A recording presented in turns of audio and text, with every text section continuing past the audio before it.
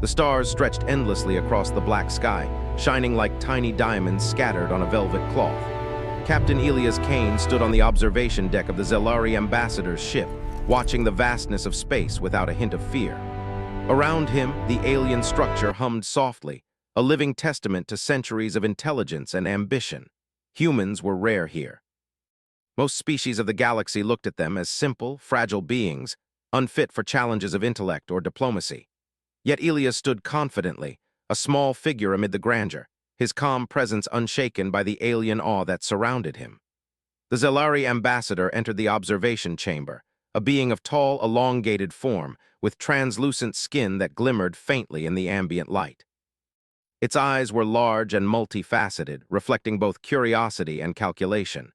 "Captain Kane," it said, voice smooth and precise, "you have traveled far to reach us. Few humans ever see the inner halls of the Council. We have observed your species for centuries. We know your potential and your limitations." He said nothing at first, letting the silence stretch for a moment. The ambassador's eyes, unnervingly bright, seemed to pierce through him, as if examining every thought and intention. "Most humans would falter here," it continued. "Most would ask for riches, power, or knowledge that surpasses their understanding. But you appear composed." "Very well," it said, stepping closer.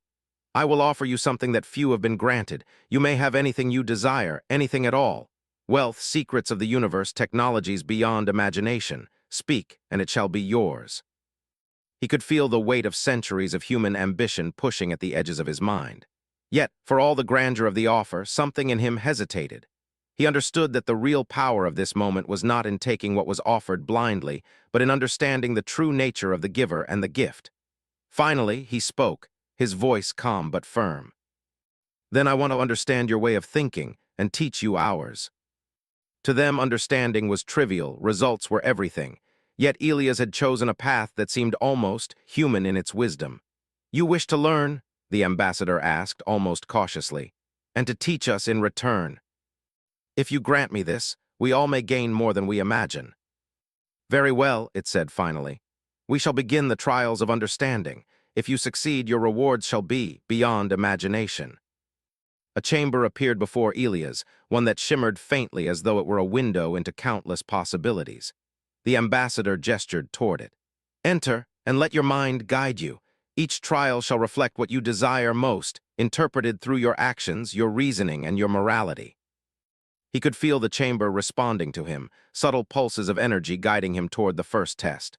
Unlike anything humans had ever encountered, it was not threatening, not overtly dangerous, yet the stakes were clear. Failure would mean misunderstanding, stagnation, and the loss of opportunity. Success would mean insight, recognition, and the opening of doors previously unimaginable. The first trial presented itself as a simulation of an unfamiliar planet, its environment rich with color and movement. Strange creatures roamed freely, each behaving according to intricate patterns of instinct and intelligence. Elias observed them closely. The simulation was not asking him to dominate or conquer, but to comprehend. He noticed patterns, subtle interactions, ways in which these creatures adapted and thrived. He began to take notes mentally, forming hypotheses, testing ideas with gentle manipulation rather than force. The chamber responded, subtly altering the environment as he interacted, presenting new challenges that pushed his mind in every direction. Hours seemed to pass, though time itself was fluid within the simulation. Elias remained focused, learning, adapting, and discovering. He solved problems that were never meant to have a single answer, approaching each with creativity, patience, and a calm mind. At one point, a creature approached him, shy yet inquisitive. Instead of fleeing or attempting to use it for advantage, Elias observed and mimicked its movements, earning its trust. The chamber pulsed with a soft glow, acknowledging the success not of conquest but of understanding. When he finally stepped out of the simulation, the ambassador was waiting. "Remarkable," it said, a note of genuine admiration in its voice. "You approach challenges in a way we did not anticipate. Most beings seek immediate gain, dominance, or control. You seek understanding first. To act without comprehension is to risk everything. Not because we are the strongest, fastest, or most advanced, but because we adapt, because we cooperate, and because we never stop asking questions, even when it seems impossible." The ambassador studied him in a new light, realizing that the offer of anything you desire was not a mere test of material ambition, but a reflection of intellect, morality, and ingenuity. The human before it was something far more extraordinary than they had ever expected, a mind unafraid to challenge assumptions, unafraid to seek understanding instead of domination. Your next trial, the ambassador said, will be less tangible. It will test not your mind alone, but your influence, your ability to inspire and lead. You may find it enlightening. The trials were not obstacles. They were opportunities to learn, to teach, and to demonstrate the potential of humanity. As the chamber shifted again, preparing for the next simulation, Elias felt a quiet satisfaction. The galaxy was vast and filled with wonders and challenges that most humans could not even imagine. Yet here he was, not seeking to dominate, not seeking treasures or power, but seeking understanding. And in doing so, he had already begun to change the way the Zelari, and perhaps the entire council, would see humans forever. From a distance, through observation panels and monitoring devices, members of the Interstellar Council whispered among themselves. "That human, it is unlike any other we have studied," one voice said. "It does not seek control, it does not seek reward, it simply thinks."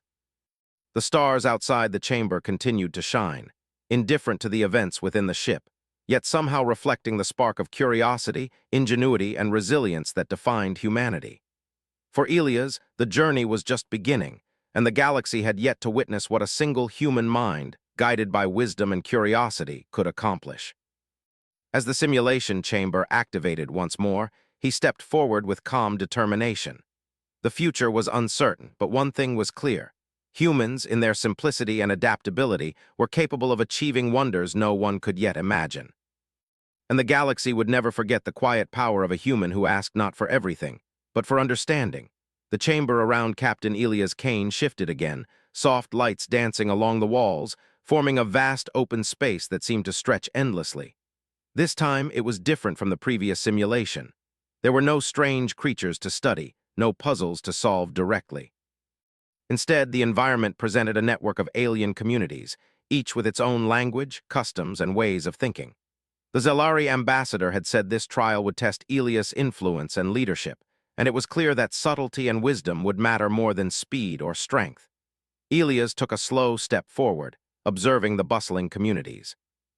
Alien beings of all shapes and sizes moved about, engaging in conversations, negotiations, and shared projects. Some species were highly logical, others emotional and artistic. Some were cooperative, while others were competitive. To most beings, this might have seemed chaotic. To Elias, it was an opportunity to understand the true patterns of social behavior. He did not rush.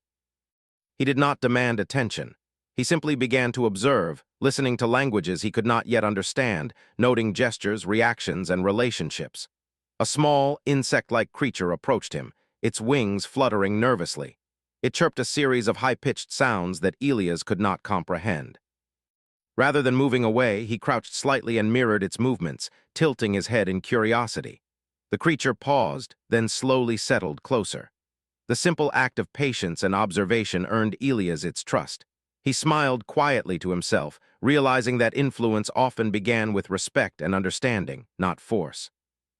As Elias wandered through the simulation, he noticed a dispute among 3 different species. A disagreement had arisen over shared resources, and the argument was growing heated. Most observers would have assumed this would require intervention or punishment to maintain order. Elias, however, took a different approach.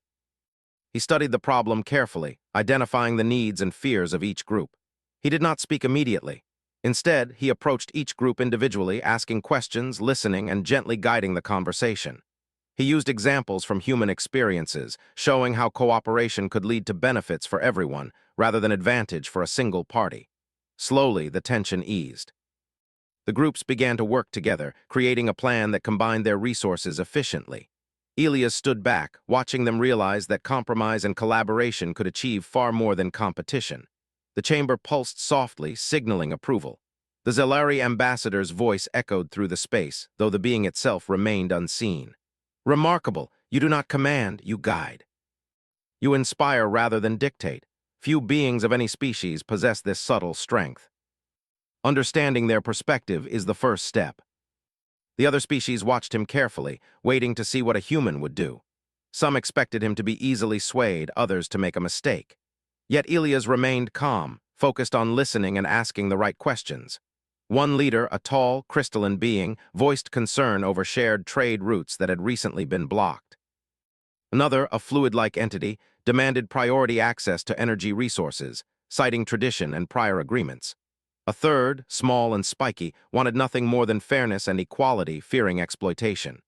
Elias listened to each carefully, asking clarifying questions that encouraged the leaders to explain their reasoning fully. He did not interrupt, judge, or dismiss their concerns. Instead, he synthesized the information, identifying overlapping interests and points of compromise that none of the leaders had noticed. Finally, he spoke. "If we combine your strengths and share responsibilities in a new arrangement," he said slowly, "we can ensure that trade routes are accessible to all, that energy resources are distributed fairly, and that each species benefits without loss. It is not about giving up anything, it is about seeing the bigger picture together." He paused, letting his words sink in, observing reactions. At first there was skepticism, but gradually nods appeared. Hesitations melted into agreement. The chamber's atmosphere shifted from tension to collaboration, a subtle harmony that had been absent before. The Zelari ambassador materialized beside him, its eyes reflecting approval. "Your approach is unexpected. Most species would have used threats, dominance, or cunning to achieve a solution. You rely on listening, reasoning, and humility. These are not weaknesses, they are strengths beyond what many beings can comprehend." "Strength is not always about control," he said. "It is about enabling others to achieve their best. Sometimes the most powerful action is to guide, not to command." Humans have faced doubt, rejection, and challenges throughout our history. We adapt, we learn, we continue even when others cannot see the path ahead. Influence is earned, not taken. Others were struggling with natural phenomena that threatened their survival. Elias observed carefully, noticing patterns of cooperation and conflict. He realized that leadership was not merely about solving one problem at a time, but about creating systems that allowed all beings to thrive. He began to work with the leaders, using observation and dialogue to identify solutions. Some communities could share resources efficiently. Others could implement simple strategies to protect against natural challenges. Elias encouraged small experiments, allowing each group to test ideas and learn from results. Over time, the regions began to stabilize, showing resilience and adaptability. The chamber's soft glow brightened, a signal of recognition and approval. At one point, Elias encountered a childlike being, small and timid, who had become separated from its group. The creature looked frightened, unsure how to navigate the complex simulation. Elias knelt, speaking softly, and guided the creature back to safety. This simple act of compassion, unnoticed by most observers, reinforced the lesson that leadership also requires empathy and care. Influence was not only intellectual, it was emotional and human. Hours passed within the simulation, yet time felt different, stretched by focus and engagement. Elias moved from scenario to scenario, demonstrating patience, creativity, and insight. He refused shortcuts, even when the simulation presented easier, self-serving options. Each challenge reinforced the same truth. Human ingenuity was not measured by raw power, but by understanding, collaboration, and moral clarity. When the trial finally concluded, the chamber faded, returning Elias to the observation deck of the ambassador's ship. The alien being waited, its presence imposing yet respectful. "Captain Kane," it said, "you have demonstrated skills far beyond what most species can imagine. You have inspired, guided, and united beings who would otherwise remain divided. You do not seek personal gain, yet you achieve outcomes that many would envy. This is remarkable." Influence is most effective when it is earned, not forced. When beings see the benefit of cooperation, they embrace it willingly. That is the path to lasting change. But humans survive and thrive because we learn, adapt, and cooperate. We do not always follow the expected path. We create new ones. Few beings are ready for such a responsibility. Are you prepared to continue? This next trial will reveal not only your potential, but the potential of all humans. Few beings are aware of the impact one species can have when it acts with clarity, cooperation, and insight. The simulation now reflected entire worlds, each teeming with life, challenges, and possibilities. This trial would test vision, creativity, and the capacity to inspire progress on a scale larger than any single community or planet. The challenge was immense, yet Elias felt calm. He understood that the human approach, curiosity, patience, empathy, and reason, was more than sufficient to navigate it. As he moved through the simulation, guiding communities, balancing resources, and encouraging collaboration, he realized that the greatest strength of humanity was not physical or technological. It was the ability to imagine, to create, to understand, and to inspire. That simple truth, overlooked by most of the galaxy, was what allowed humans to thrive in even the most uncertain conditions. From the observation panels, the Council watched silently, their assumptions challenged at every turn. The human did not seek dominance. He did not seek wealth or status. Yet he changed everything he touched, leaving systems stronger, communities closer, and beings wiser. In that quiet, unassuming way, Elias Kane demonstrated the extraordinary potential of a single human mind. The stars beyond the chamber seemed to shine a little brighter, as if reflecting the spark of insight, curiosity, and ingenuity that humans carried wherever they went. And as Elias prepared for the next stage of the trials, one thought remained clear in his mind.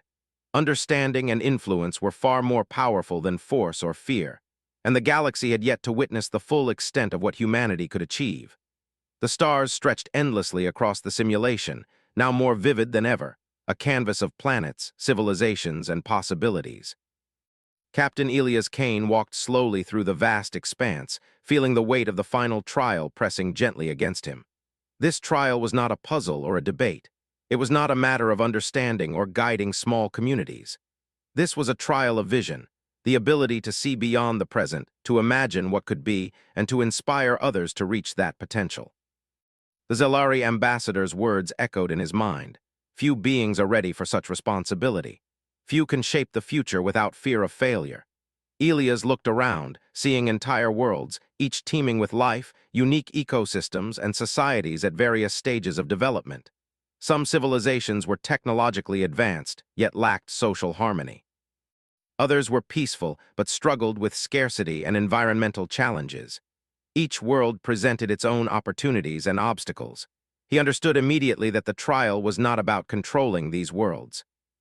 It was about seeing the interconnectedness of life, understanding the needs of each species, and inspiring solutions that respected their individuality while promoting collective growth. The first world he approached was a planet covered in forests and rivers, inhabited by a gentle species that communicated through light and vibration. The inhabitants were shy and hesitant, afraid to explore beyond their small communities. Elias knelt down to their level, observing their patterns and movements. He realized that fear of the unknown kept them from thriving. Instead of imposing solutions, he demonstrated simple ways to explore safely, showing them how to use their natural abilities to navigate and discover new territories. Slowly, the beings began to respond, extending their luminous signals to one another in curiosity and excitement. Elias smiled quietly. Leadership did not always require grand gestures. Sometimes it was simply about showing the way. Next, he moved to a planet with a harsh environment, where jagged mountains and shifting sandstorms made life difficult. The inhabitants were inventive but divided, each group protecting resources rather than sharing. Elias observed their conflicts without judgment, noticing how fear and scarcity shaped their decisions. He began to introduce the concept of shared benefit, showing them through small, cooperative projects how combining efforts could lead to more abundant resources for everyone. At first, skepticism dominated their responses, but his persistence, clarity, and patience gradually encouraged trust. Slowly, small communities began to work together, forming systems that allowed them to survive the harsh conditions with more security and peace. As he moved between worlds, Elias began to see a pattern. Influence was not about power. Vision was not about dominance. The greatest impact came from enabling others to see possibilities they could not see on their own. He encouraged learning, collaboration, and problem-solving, showing species how to combine their unique strengths. The chamber pulsed gently, signaling approval, but Elias hardly noticed. He was fully immersed in understanding, guiding, and nurturing potential. On a distant world, he encountered a species that had advanced technology but lacked creativity and curiosity. Their cities were perfect in structure but lifeless, and their citizens followed rigid rules without question. Elias knew that inspiring them would require a different approach. He began to ask questions, simple ones, about what they enjoyed, what made them curious, what they dreamed about. Slowly, the inhabitants began to experiment, creating small innovations, expressing themselves in ways they had never done before. Elias' presence encouraged them to imagine beyond their programmed routines, igniting a spark of creativity that had been dormant for generations. Hours passed in the simulation, though time seemed suspended in the endless expanse of possibilities. Elias continued to move from world to world, understanding, teaching, and guiding. The trial demanded patience, insight, and clarity of vision, and he gave all three willingly. He did not tire for each success; each small improvement felt like a reward in itself. He realized that the trial was less about testing him than revealing the power of humans, the unique ability to adapt, to inspire, to combine intelligence with empathy, and to see beyond the immediate into the realm of what could be. Finally, Elias approached the center of the simulation, a space where multiple worlds converged, interconnected by energy streams that reflected trade, communication, and shared knowledge. Here, the Zelari ambassador appeared beside him, observing silently. "Captain Kane," it said, its voice unusually soft, "you have guided, inspired, and shaped more than any being before you. You have not sought power or reward, yet your actions influence more than most rulers could dream of. Tell me, what is it that drives a human to act in this way, without desire for personal gain? We survive and thrive not because of strength alone, but because of cooperation, curiosity, and imagination. The world, the universe, is full of potential. Helping others reach it benefits everyone. It is not about what I gain. It is about what we can create together." Few beings, even among the most advanced, possess such clarity. You have demonstrated that humans are not merely survivors, but visionaries. Your approach is unparalleled. This was the essence of humanity, the ability to act with foresight, to inspire collaboration, and to create solutions that respected both individual freedom and collective well-being. Suddenly, the simulation shifted once more, presenting a scenario that tested Elias' ultimate vision. A galaxy-spanning challenge appeared. A series of natural phenomena threatened multiple worlds, and there was no simple solution. Past experience and traditional logic suggested conflict or sacrifice. Elias, however, saw opportunity. He approached the challenge methodically, observing patterns, understanding constraints, and imagining possibilities that others could not. He encouraged each civilization to contribute its strengths, technology, creativity, knowledge, and empathy, working together to address the crisis. Slowly, the galaxy began to stabilize. Systems harmonized. Worlds that once competed now collaborated, solving problems in ways that none of them could have achieved alone.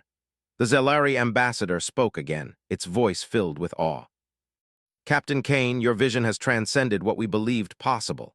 You have shaped outcomes without command, inspired cooperation without coercion, and demonstrated that understanding, empathy, and ingenuity are the most powerful tools in the universe. Humans, you are extraordinary. It is about seeing potential, helping it grow, and acting with care and insight. That is how progress happens, not through force but through understanding. Few species ever demonstrate such potential. Perhaps, the galaxy has underestimated humans for far too long. And sometimes, that is how we change the universe. You have shown what humanity truly represents." He had not merely survived the trials. He had reshaped the perspective of an entire interstellar council, proving that humanity was capable of influencing the galaxy in profound, positive ways.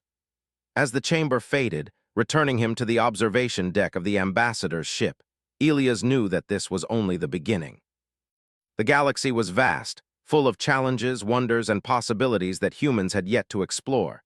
Yet now the Council would view humanity differently, not as fragile, primitive beings, but as capable, inventive, and visionary. One species with patience, intelligence, and empathy had begun to show the universe what was possible. From the observation panels, other species watched silently, whispers of awe spreading throughout the Council. "The human," one voice said, "it does not dominate, it does not seek to control, yet it changes everything it touches. Is there anything left to achieve here? Your potential, and that of your species, is limitless." That was the true essence of what it meant to be human.